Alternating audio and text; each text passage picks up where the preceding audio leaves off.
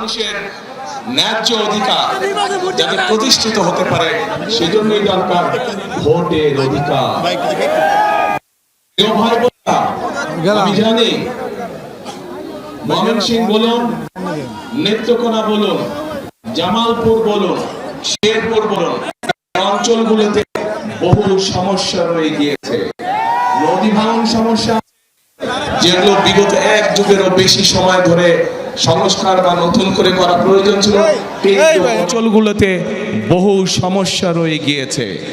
নদী ভাঙন সমস্যা আছে, কর্মসংস্থানের সমস্যা রয়ে গিয়েছে।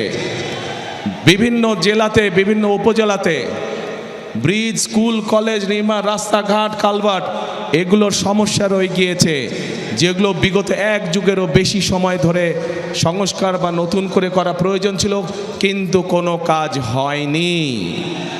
হয়েছিল? হয়নি। কারণ ওই যে বললাম, ভোটের অধিকার ছিল না। যদি ভোটের অধিকার থাকতো তাহলে জনগণের সমস্যার সমাধান হতো। যেহেতু ভোটের অধিকার ছিল না, যেহেতু দেশে নিশিরাতের নির্বাচন অনুষ্ঠিত হয়েছিল, তথাকথিত নির্বাচন, যেহেতু দেশে আমির নির্বাচন অনুষ্ঠিত হয়েছিল, সেখানে সত্যিকারের জনগণের প্রতিনিধি ছিল না। তাই দেশের যুবক সমাজের জন্য কর্মসংস্থানের ব্যবস্থা তৈরি করা হয় নাই। তাই এলাকার মা বোনদের সমস্যার নিরাপত্তা নিশ্চিত করা হয় নাই। তাই শিক্ষা ব্যবস্থাগুলোতে সঠিকভাবে শিক্ষক প্রেরণ করা হয় নাই। তাই উপজেলা হাসপাতালে বলুন অথবা ডিস্ট্রিক্ট হাসপাতালে বলুন না কেন, সেখানেও সঠিকভাবে ওষুধপত্র, ডাক্তার সরবরাহ করা হয় নাই। প্রিয় ভাই বোনেরা, বাংলাদেশের মানুষ কি চায়? বাংলাদেশের মানুষ চায়, একজন অভিভাবক হিসাবে একজন অভিভাবক চায় তার সন্তান যাতে সুশিক্ষা বা সঠিকভাবে শিক্ষা পায়, তাই তো নাকি? একজন অভিভাবক চায় তার সন্তান সেই শিক্ষা পাক যেই শিক্ষার পরে, যেই শিক্ষা শেষ হলে পরে সন্তান কর্মসংস্থানের ব্যবস্থা করতে পারবে, বেকার থাকবে না। প্রিয় ভাই বোনেরা, তরুণরা, যুবকরা কি চায়? তারা চায় কর্মসংস্থানের ব্যবস্থা। দেশে মিল ফ্যাক্টরি হবে, ব্যবসা বাণিজ্য হবে, যাতে করে তারা সুন্দরভাবে নিরাপদে ব্যবসা বাণিজ্য বা চাকরি বাকরি করতে পারবে। মানুষ চায়, মানুষ অসুস্থ হতেই পারে, হওয়াটাই স্বাভাবিক, কিন্তু অসুস্থ হলে যাতে করে তারা সময় মতন চিকিৎসা সুবিধা পায়। মানুষের মৌলিক চাহিদার মধ্যে এগুলোই কম বেশি মৌলিক চাহিদা। এই যে যেমন আমাদের কৃষক ভাইরা, আমরা যদি ময়মনসিংহের কথা ধরি, ময়মনসিংহ সহ আশেপাশের জায়গাগুলো যদি দেখি, এখানে কৃষক ভাইদের অনেক সমস্যা রয়েছে।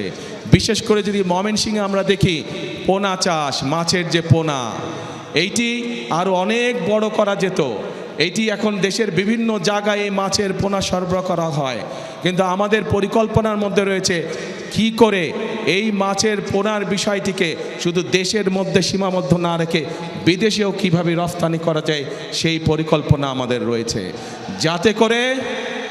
যাতে করে কর্মসংস্থানের সুযোগ তৈরি হয়, যাতে করে এই এলাকার মানুষ শুধু একটি নয়, এরকম আরও প্রতিষ্ঠান তৈরি করার মাধ্যমে আরও মানুষকে কর্মসংস্থানের ব্যবস্থা করা যায়।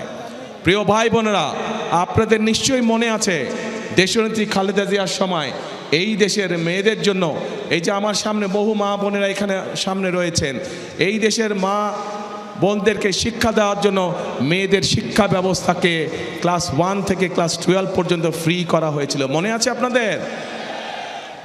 প্রিয় ভাই বোনেরা, সেই মা বোনরা শিক্ষিত হয়েছে। আজকে যদি যে কোনো স্কুল, কলেজ, বিশ্ববিদ্যালয়ে আমরা যাই, আমরা দেখব যে ছেলেদের পাশাপাশি সমান সংখ্যক মেয়েরা লেখাপড়া করছে।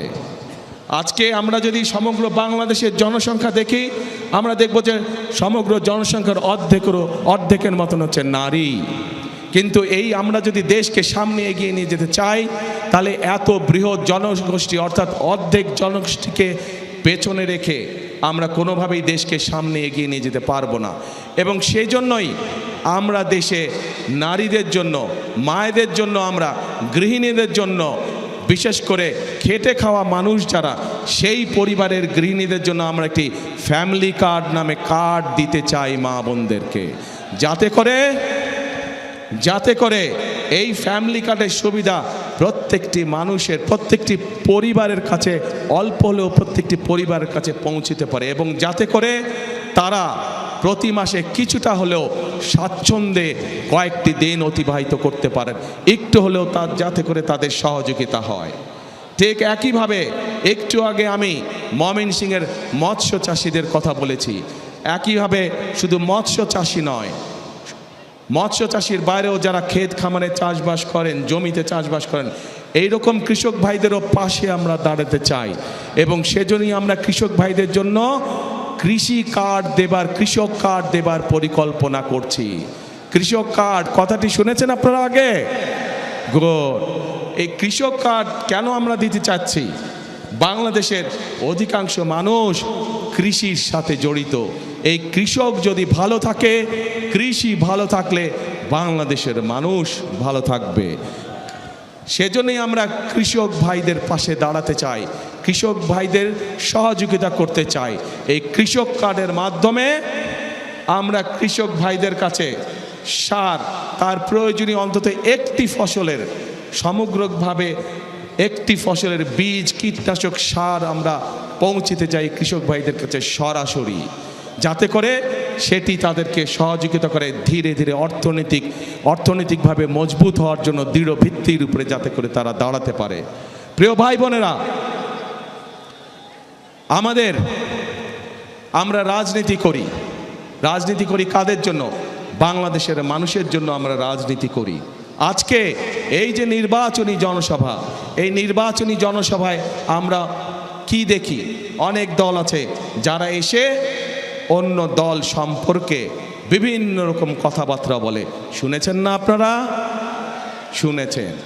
আজকে যদি আমি এখানে দাঁড়িয়ে আপনাদের সামনে অন্য দল সম্পর্কে অন্যরকম কথা বলি, তাদের গীবত গাই, তাদের সম্পর্কে সমালোচনা করি, তাতে কি জনগণের কোনো লাভ হবে?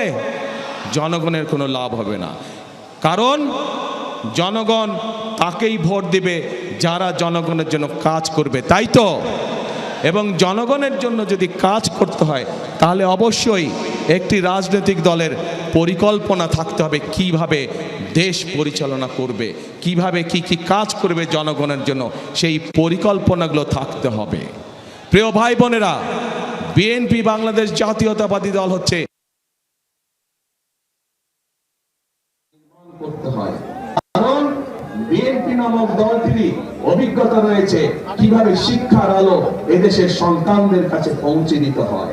কারণ বিএনপি নামক দলটিরই অভিজ্ঞতা রয়েছে কিভাবে বাংলাদেশের মানুষকে নিরাপদ রাখতে হয়, আইন শৃঙ্খলা পরিস্থিতি কিভাবে জেলায় জেলায়, উপজেলায়, গ্রাম পর্যায়ে, ইউনিয়নে রাস্তাঘাট নির্মাণ করতে হয়। কারণ বিএনপি নামক দলটিরই অভিজ্ঞতা রয়েছে কিভাবে শিক্ষার আলো এদেশের সন্তানদের কাছে পৌঁছে দিতে হয়। কারণ বিএনপি নামক দলটিরই অভিজ্ঞতা রয়েছে কিভাবে বাংলাদেশের মানুষকে নিরাপদ রাখতে হয়, আইন শৃঙ্খলা পরিস্থিতিকে কঠোর হাতে নিয়ন্ত্রণ করতে হয়। কারণ বিএনপি নামক দলটিরই অভিজ্ঞতা রয়েছে কিভাবে দুর্নীতির লাগাম টেনে ধরতে হয়। প্রিয় ভাই বোনেরা, আপনারা নিশ্চয়ই পত্রপত্রিকায় দেখেছেন এই মুহূর্তে একটি রাজনৈতিক দল যেই স্বৈরাচার পালিয়ে গিয়েছে, সেই স্বৈরাচারের মুখের ভাষা ব্যবহার করছে বিএনপির বিরুদ্ধে। ঠিক সেই স্বৈরাচার যেভাবে বলতো তাদেরই ভাষা ব্যবহার করছে বিএনপি। তাদের বক্তব্য যে দুর্নীতিতে বলে চ্যাম্পিয়ন ছিল। তা আমার